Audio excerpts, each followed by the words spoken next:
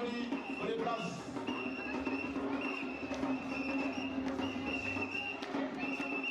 Oui.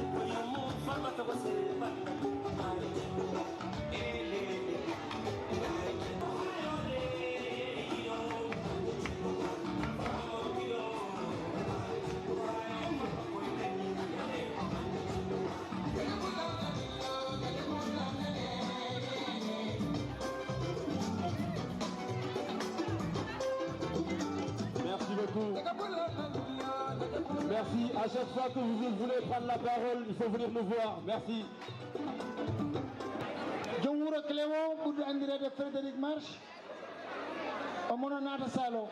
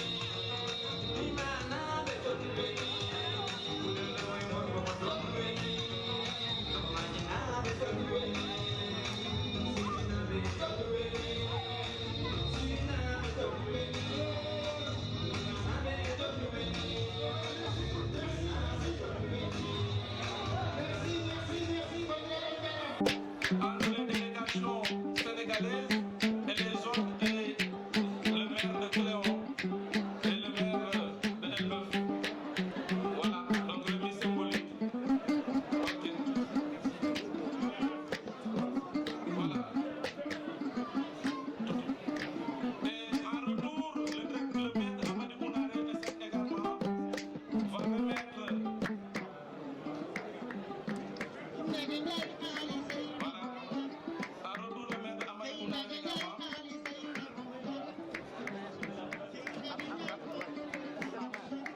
Voilà, en retour, monsieur le maire aussi, vous allez recevoir un cadeau de nos hommes. Voilà. Enfin, pour la photo d'ensemble. Voilà, la photo d'ensemble, dans la photo officielle. Voilà. Ok. Merci. Merci, monsieur le maire, d'avoir bien voulu répondre à notre invitation. Et nous vous souhaitons un bon retour. Donc, monsieur Bodou, voyez-y.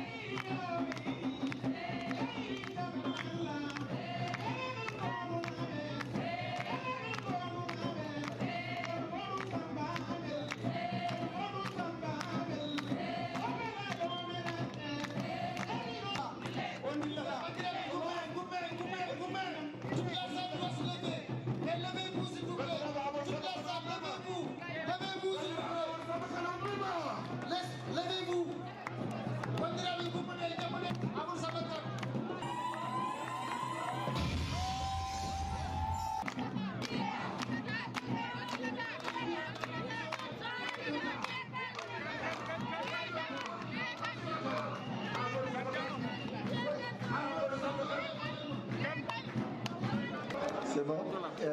Monsieur le maire de la commune de Cléon, il était là tout à l'heure. Monsieur l'adjoint au maire de la commune de Elbeuf. Monsieur le directeur de cabinet du ministre chargé du PSE, messieurs les conseillers municipaux, madame la conseillère départementale, monsieur le maire de Boki-Laji, Boki-Diawé, mesdames, messieurs, chers invités, chers amis, chers parents de Dolo. Je suis particulièrement ému aujourd'hui. J'ai énormément de la peine à trouver des mots pour vous remercier et vous exprimer ma profonde gratitude pour le choix porté à ma modeste personne pour parrainer cette grande manifestation. Vous avez prouvé, les gens de Dondou, qu'entre Amadou Ounaré, où je suis le maire, et Dondou, il n'y a pas de frontière. Je peux dire que je suis devenu aujourd'hui un citoyen de Dondou.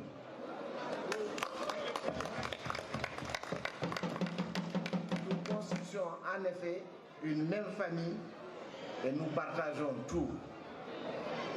Du fond du cœur, je vous exprime encore une fois mes remerciements les plus sincères.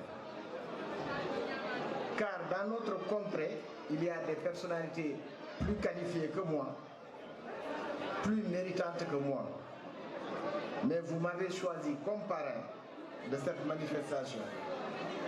Que le Dieu Tout-Puissant vous bénisse et vous aide à réussir votre vœu le plus cher, c'est-à-dire l'épanouissement et l'essor de Dondou.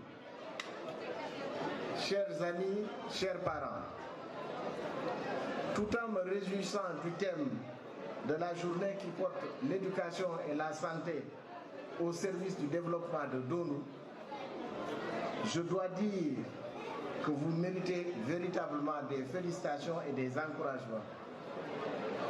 Car c'est grâce à vous, à vos associations, que nos contrées sont dotées aujourd'hui d'infrastructures scolaires, sanitaires, modernes, de bureaux de poste, d'accès à l'eau potable et j'en passe. C'est grâce à vous que nos populations connaissent à l'heure actuelle une prospérité. C'est à votre image que les immigrés de Amadou Ounaré, par exemple, grâce à la coopération décentralisée et en collaboration avec la municipalité, ont construit un lycée moderne. Vous avez tout à l'heure, dans l'intervention de l'un d'entre vous, cité les réalisations que vous avez faites au niveau de Dondou.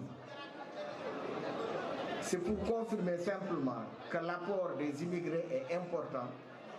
En effet, les statistiques montrent que l'apport des immigrés sénégalais est passé de 936 milliards en 2011 à 947 milliards en 2015. Vous êtes de véritables partenaires au développement. Vous méritez donc soutien et encouragement des autorités publiques.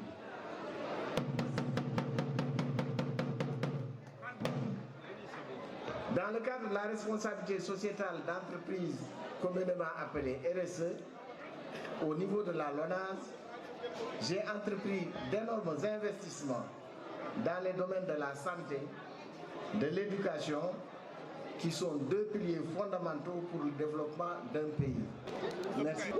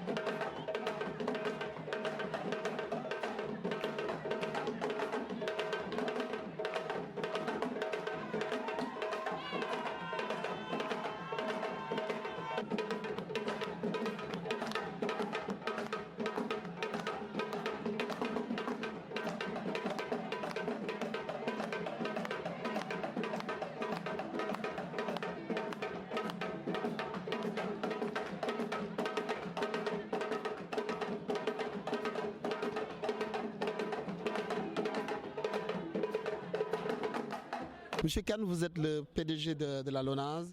Vous êtes également le parrain de cette journée de développement des ressortissants de Dondou ici en France.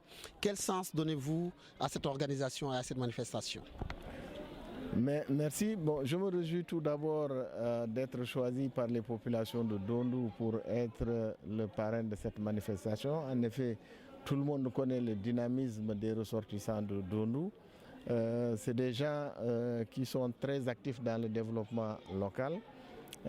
Il se trouve que je ne suis pas de Dondou, n'est-ce pas, mais ils m'ont fait l'honneur et l'amitié de me choisir comme leur parrain.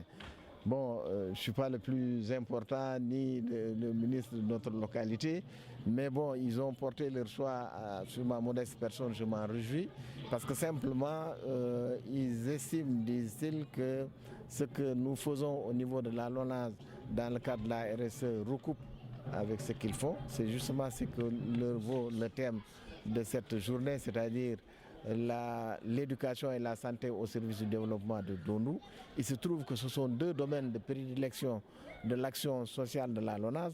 En effet, nous intervenons beaucoup pour l'éducation, nous intervenons également pour la santé. Pour l'éducation, nous construisons des salles de classe pour aider les gens, nous donnons également des fournitures scolaires, nous donnons des bourses aux jeunes méritants et défavorisés. En matière de santé également, nous offrons des médicaments à certaines structures sanitaires.